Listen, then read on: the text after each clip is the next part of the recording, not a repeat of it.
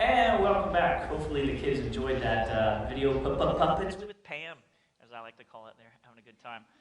One of the best things that I enjoy about what we've started over the last few months, even before COVID, was this thing called Story Matters. And it's basically a chance for me to sit down with people in our church and talk about what God is doing. So today we have with us Tony and Cassie Eubanks. Yay, you're here. And if you've been with True Life Church for a short little bit, they don't know this yet, but it's going to be Cassie's job to wash Tony's feet today. No, just kidding. True Life inside joke. We're not gonna do that. But Tony and Cassie Eubanks are here with us. Welcome. Thanks for being here. Yeah, thank you for having us. We were talking earlier, like she's so nervous, like I may not say anything. So far, she's living up to that promise. So she's just gonna. Do you have a chicken who can speak for you? I left it over. Chickens, yeah, chickens. Cassie, that's a great comment. Thank you. I appreciate that. So Tony and Cassie, they become good friends of mine over the last couple of years, and now you are going to be moving out. You're already in the Air Force, for those of you not watching, and you're going to be moving out to Las Vegas in, beginning of July? Yeah, we're supposed to be leaving July 1st, hopefully. Hopefully? That's changed like 5 times in the past. Okay, so selfishly, I can continue to hope that maybe it gets pushed back I would just again. say check your expectations. Right, and okay. just leave them down. Okay, well, okay. You're getting ready to go out there. A lot's changing. We've talked at True Life Church. One of the things we started a short bit ago was called Next Steps, and involving people in our church to evaluate the next steps of what's coming up in their life, either growing with God or in relationship, belonging in community or small groups, or also serving here or outside of these walls. Obviously, you're going out to Las Vegas, but what do you feel that God is maybe moving or working to prepare your hearts for what's next in y'all's life? Okay. Well, she's chicken.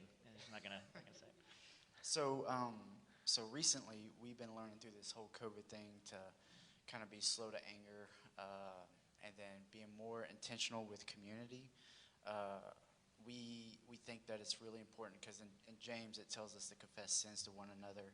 You look at Jesus' life and you see that he has, really like 3 close personal friends, and then he loves everybody, but he has like 3 close friends. Well, yeah. Like we feel like that's what we need to do when we get over there, is like be more intentional with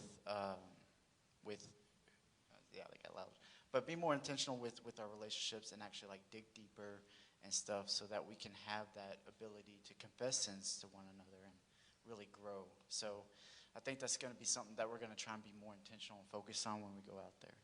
Cassie, what do you think God is maybe teaching you in your life right now, or do you want to segue off after Mr. Bananas here? What would you like to follow up with that? I mean, personally, it's been one of those journeys where I'm coming to the end of like my job. I put my 2 weeks in because we are moving. I can't keep the county job in a different county, but it was one of those things where you start to get that like mentality of like, I'm done, let's leave this place kind of thing. But the frustrations that came with it, and my coworkers and everything, I know I've mentioned this to several people before, but they started to overpower me, and I felt like I got to the point where I was like, let me try to handle this, let God speak through me. And I'm like, okay, this isn't working. So it got to the point where I found that the ignorant part is bliss. So I'm like, I can't handle it. The people around me can't handle it, so let God handle it. So, and I found that that's actually been working a lot better. I mean, I'm coming home, I'm not frustrated with Tony from my job, and I found that like actually pushing all of it up to God and just praying through every time I hear something versus just letting it eat at my heart first was better. And same thing with the move, because we got pushed so many different times. He couldn't leave outside of 75 miles? Yes, 75. 75 miles, so we couldn't go see my mom for her birthday, and all that frustration just kept eating away. So it was finally nice just to be like, just handle this. It's yours. I'm tired of being frustrated every day. So it's been a wonderful experience, finally realizing that giving it away is the best thing to do. Yeah, we have no control, and we've learned that. Especially being control. newlyweds, and Yes. then getting right into this, quarantine. It's probably been a little interesting. Yeah. You don't have anything else to compare it to, but I can imagine it's been. Man, when she speaks, you better listen. There's a lot of wisdom there. I've learned too, because I'm working from home, and she's not. And, and so Let's talk about it. so of It's course I have my not work to fun. do, but outside of work, I have to be intentional with my time to be productive. So it's like I'm showing not just like a selfish, like I'm just spending time to do what I want to do kind of thing. So And I mean, it's nice because, I mean, now he's going to be the one going to work and I can stay home. So I can be more intentional with my time because I can't talk to people outside of my work people when I'm at work. So now that, I mean, as of 2 weeks from now, I'll be home. So I'll be able to make those connections more and throughout the day versus just like, I'm only available lunch and after 5:30. So it makes me realize that I have more time to read. I have more time to make connections and stuff, and I can create my schedule with whatever career or job I want now Right. versus being stuck to what I have. Right. But like also Tony said, like, but being intentional about that time. I think, this quarantine hasn't put more hours onto our clocks or our day than we had before. There's still 24 hours in a day. And the question is, how do we use that for God's glory? How do we use that to edify and build up the church, the relationships you're talking about, and with our spouses and with our family and friends? If we're intentional about using that time, and you said just letting things go, I love that. I'm a nerd. I probably don't have to tell you that, but what popped into my brain is like Luke Skywalker going down the Death Star trench, and he's trying to using the targeting computer, stay on target, stay on. He's trying to use that, and then he hears this voice. And that voice of Obi-Wan says, "Let go, Luke," right? And that was pretty good. thank you. I've practiced that 0 times. But it's almost like, it seems like what maybe God is maybe speaking through a lot of us. A lot of our feelings, a lot of story matters over the last few weeks have kind of echoed that of let go and just remembering that God is still in control.